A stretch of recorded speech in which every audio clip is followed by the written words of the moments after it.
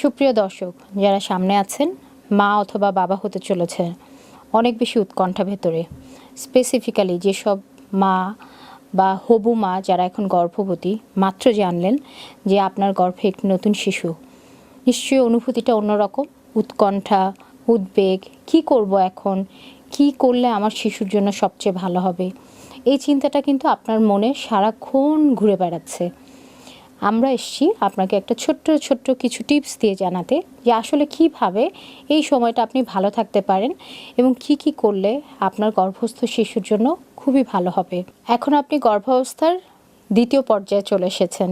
যদি আমি দ্বিতীয় পর্যায়ে বুঝি, তাহলে দ্বিতীয় 3 মাস বা মাঝের যে 3 মাস, এই সময়টা চলছে আপনার। এই সময়টা কিন্তু আপনার শিশুর মানসিক যে বড় হওয়া বা ব্রেইন ডেভেলপমেন্টের যে কাজ শুরু হওয়া, সেটা কিন্তু প্রথম 3 মাসেই শুরু হয়ে গিয়েছে। তার রক্তনালী, তার স্নায়ুতন্ত্র গঠন, সেটা কিন্তু তখনই শুরু হয়েছে। আপনার ভেতরে একটা উৎকণ্ঠা কাজ করছে, আচ্ছা শিশুটি ঠিকমতো বাড়ছে তো, ওর হাত পা, ওর যে সমস্ত অর্গান তৈরি হওয়া, সেটা ঠিকমতো হচ্ছে তো, ও কি আমার কথা শুনতে পায়, ও কি আমার মতো করে হাসে। এই সমস্ত ভাবনাগুলোকে যদি আপনি একসাথে করতে চান, তাহলে আপনাকে এখন তাই করতে হবে যেটা আপনার শিশুর জন্য ভালো।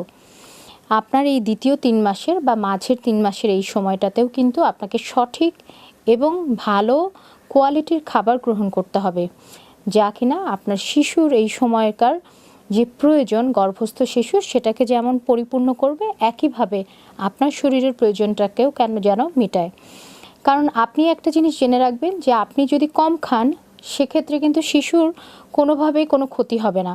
সে কিন্তু তার নিজের খাবারটা আপনার কাছ থেকে নিয়েই যাবে, কিন্তু আপনি দুর্বলতা ফিল করবেন। আপনি স্বাভাবিক প্রসবের যে প্রক্রিয়া, সেই প্রক্রিয়া থেকে কিন্তু দূরে সরে আসবেন। মা হিসেবে সেটা নিশ্চয়ই আপনার কাম্য না। যারা পরিবারের আশেপাশের মানুষ আছে, তারাও কিন্তু আপনাকে উৎসাহ দিচ্ছে, তুমি সুস্থ থাকো, তাহলে তুমি সুস্থভাবে নর্মাল ডেলিভারির মাধ্যমে একটি শিশু প্রসব হতে পারে। এবং একইভাবে আপনার শরীর প্রস্তুত হচ্ছে যাতে আপনি আপনার শিশুকে পরবর্তীতে বুকের দুধ খাওয়াতে পারেন। সেটার জন্যও কিন্তু আপনার প্রচুর পরিমাণে খাবার এখন গ্রহণ করা দরকার। চলুন জেনে নিই যে তাহলে কিভাবে ভালো থাকবেন এই মাঝের 3 মাস সময়টা। প্রথম 3 মাস আপনার আর আপনার শিশুর খুবই ভালো কেটেছে। আপনাদের শিশুর এবং মায়ের যে প্রয়োজন ছিল, সেই প্রয়োজনীয় খাবার এবং পুষ্টি উপাদান আপনারা খাবারের মাধ্যমে প্রতিদিন গ্রহণ করেছেন। এবং মায়ের ওজন যদি দেখি, প্রথম 3 মাসে 2 থেকে 4 কেজি ওজন বাড়ার একটা সম্ভাবনা দেখা যায়। খুবই কম মায়ের ক্ষেত্রেই হয় যে অনেকের ওজন একদমই বাড়ে না অথবা ওজন কমে যায়। এটার কারণ একটাই, যে মার যে পর্যাপ্ত পরিমাণে খাবার গ্রহণ করা দরকার ছিল, মা হয়তো করেননি। কিন্তু আপনি সেটা নিয়ে এখনই টেনশনে পড়ে যাবেন না।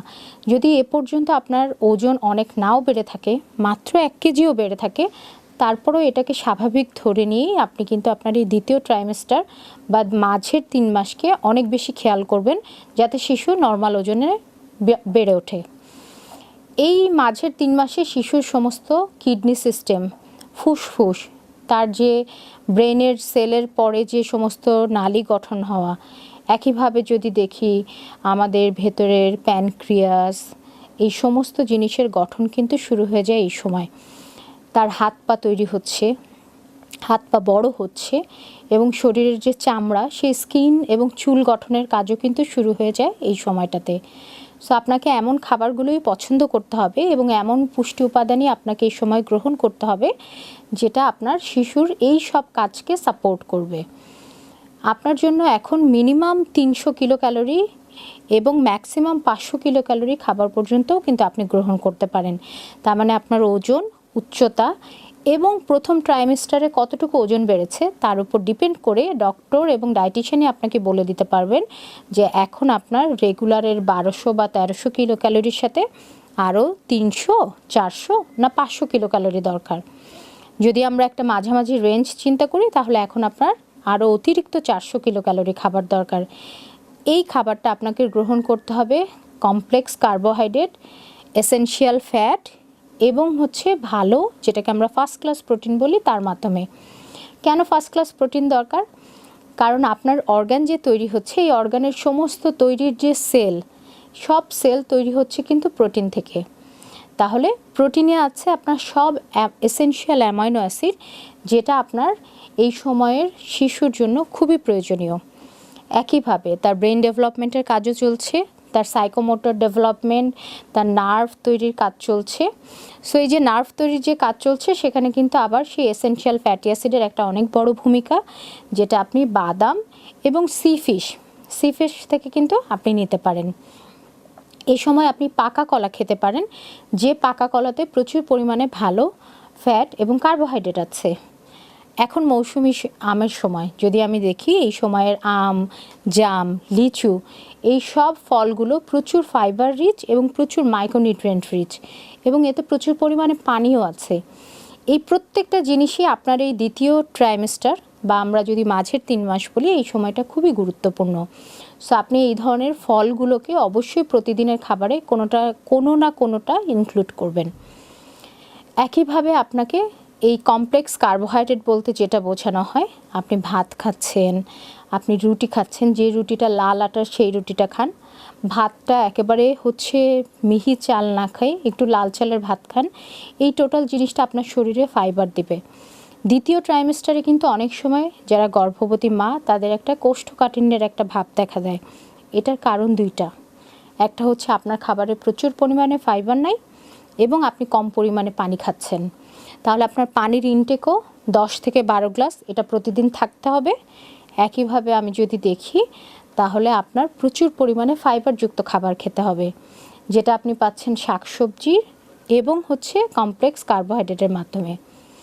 সো আপনার সারাদিনের মিল যদি চিন্তা করি, সারাদিনের মিলে শুধুমাত্র 1 মুঠো ভাত বেশি খেলে হবে না, আপনাকে অবশ্যই 1 মুঠো সবজি বেশি খেতে হবে প্রতিবেলায়, আপনাকে ফলের পরিমাণ বেশি বাড়িয়ে দিতে হবে। একইভাবে আপনার প্রতিদিন যদি আগে 1টা ডিম খেতেন, এখন আপনি 2টা ডিম খাওয়ার চেষ্টা করেন, এবং দিনে 2 বার দুধ বা দুধ জাতীয় খাবার। যদি আপনি এখনও দুধ খেতে আপনার অস্বস্তি হয়, তাহলে দুধ জাতীয় খাবার বা ছানা জাতীয় দুধের যে খাবার অথবা পনির, এই 3টা জিনিসই কিন্তু খেতে পারেন। ভালো মাখনও কিন্তু আপনার শরীরে এই সময়ের জন্য ভালো, কারণ এতে এসেনশিয়াল ফ্যাটি অ্যাসিড আছে, যেটা আপনার শিশুর জন্য ভালো। সো এই ছোট্ট ছোট্ট জিনিসগুলো মনে করে কিন্তু আপনি আপনার শিশুর যত্ন নিতে পারেন, আপনার প্রতিদিনের পুষ্টি চাহিদা পূরণ করতে পারেন। সেকেন্ড ট্রাইমেস্টার বা এই মাঝের 3 মাসে শিশুর বাড়ার হারটা যেমন বেশি, সেই একইভাবে আপনাকে প্রতিদিনের সমপরিমাণ খাবারও খেয়ে যেতে হবে, যাতে শিশুর গ্রোথটা ঠিকমতো হয়। একইভাবে এখন যেহেতু শিশু বড় হয়ে যাচ্ছে, আপনার শরীরে পানির যাতে কোনো ঘাটতি না হয়, কারণ ও কিন্তু থাকে অ্যামনিওটিক ফ্লুইড, যেটা এটা পুরোটাই পানির মধ্যে। সো আপনার শরীরে পানির ঘাটতি হওয়া মানে কিন্তু শিশুর শরীরেও পানির ঘাটতি হওয়া। তার মানে আপনাকে প্রতিদিন পর্যাপ্ত পরিমাণে পানি এবং পানি জাতীয় খাবার পান করতে হবে। এই সেকেন্ড ট্রাইমেস্টারে চিন্তা করলে আপনার এখনকার জন্য খুব ভালো একটা খাবার হচ্ছে ডাবের পানি, কারণ ডাবের পানি প্রচুর মিনারেলস রিচ, এবং ডাবের পানি খাওয়ার পরে আপনার অনেকেরই ইলেকট্রোলাইট ইমব্যালেন্স হওয়ার যে সম্ভাবনা দেখা দেয় ডিহাইড্রেশন থেকে, সেটা হওয়ার কোনো সম্ভাবনা থাকবে না। সো আপনি প্রতিদিন কিন্তু একটা ডাবের পানি গর্ভাবস্থায় এখন খেতে পারেন।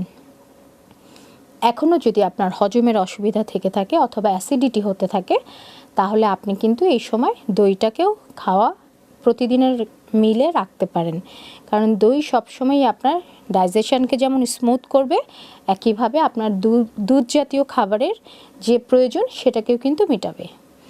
অতিরিক্ত মিষ্টি খাওয়াটা না খাওয়াটাই ভালো, কিন্তু তারপরে যদি আপনার মনে হয় যে মিষ্টি খেতে ভালো লাগছে, সেক্ষেত্রে আপনি প্রতিদিনের খাবারে ছানার মিষ্টি কিন্তু খেতে পারেন। আরও একটা জিনিস এই সময় খুব বেশি খেয়াল করার, এই সময় থেকেই মাদের যাদের জেস্টেশনাল ডায়াবেটিস হয় বা গর্ভাবস্থায় যে ডায়াবেটিস হয়, সেইটা হওয়ার সম্ভাবনা কিন্তু সেকেন্ড ট্রাইমেস্টার থেকেই শুরু হয়। সো এক সময় ডক্টরের কাছে আপনি যখন যাবেন, অথবা আপনি যদি নিজে ফিল করেন যে আপনার ওজন অনেক বেড়ে যাচ্ছে, অথবা আপনার মিষ্টি খাবার প্রবণতা বেড়ে যাচ্ছে, এবং একইভাবে হচ্ছে আপনার কোনো না কোনো ধরনের কমপ্লিকেশানস হচ্ছে, যেমন আপনার গলা শুকিয়ে যাওয়া, তারপরে হচ্ছে দুর্বলতা ফিল করা, সেক্ষেত্রে কিন্তু আপনি ইমিডিয়েটলি আপনার ব্লাড সুগারটা টেস্ট করাবেন এবং দেখবেন যেটা স্বাভাবিক না স্বাভাবিকের চেয়ে বেশি।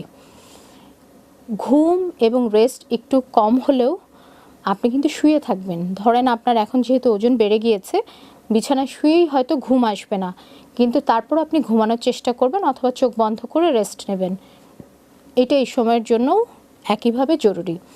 আর যদি আপনার হাঁটা চলায় কষ্ট হওয়া শুরু হয়, সেক্ষেত্রে আপনি কিন্তু কিছু ফ্রি হ্যান্ড এক্সারসাইজেস, যেটা হচ্ছে গর্ভাবস্থায় করা যায় এবং স্পেসিফিক্যালি সেকেন্ড ট্রাইমেস্টারে আপনার শিশুর জন্য যেটা ক্ষতিকর না, এরকম কিছু আপনি ডক্টরের কাছ থেকে কিন্তু সাজেশন নিতেই পারেন। অথবা সেক্ষেত্রে একজন পুষ্টিবিদের সাথে কথা বললেও তিনিও আপনাকে সাজেশন দিতে পারবেন যে আসলে আপনার জন্য স্পেসিফিক্যালি কী করা উচিত। একটা জিনিস মনে রাখবেন, প্রতিটা প্রেগনেন্সি এক একটা মায়ের জন্য অন্যরকম। একজন মা বা একজন মহিলাই যখন 3বার প্রেগনেন্ট হন, তখন কিন্তু তার 3বার 3 রকমের অনুভূতি, 3 রকমের প্রয়োজন, 3 রকমভাবে শিশুর জন্য বড় হওয়াটা উনি উপলব্ধি করেন। তার মানে আপনার যত্নও হবে 3 শিশুর জন্য 3 রকম। আপনি এবার যখন প্রথম প্রেগনেন্ট, তখন আপনি যেমন করে আপনাকে যত্ন করছেন, প্রবাবলি আপনার দ্বিতীয় সন্তানের সময় কিন্তু একই জিনিস করলে হবে না। তবে হ্যাঁ, খেয়াল করতে হবে পর্যাপ্ত ঘুম, মিনিমাম কিছু ফিজিক্যাল অ্যাক্টিভিটি এবং সঠিক পরিমাণে পুষ্টি এবং রেগুলার খাবারের মাধ্যমেই আপনি আপনার গর্ভস্থ শিশুর সঠিকভাবে বেড়ে ওঠাকে নিশ্চিত করতে পারেন। আপনার শিশু সুন্দর করে বড় হোক এবং সেই বড় হওয়ার স্বপ্নটা আপনাকে ভালো রাখুক, সুস্থ রাখুক, এটাই আমাদের কামনা।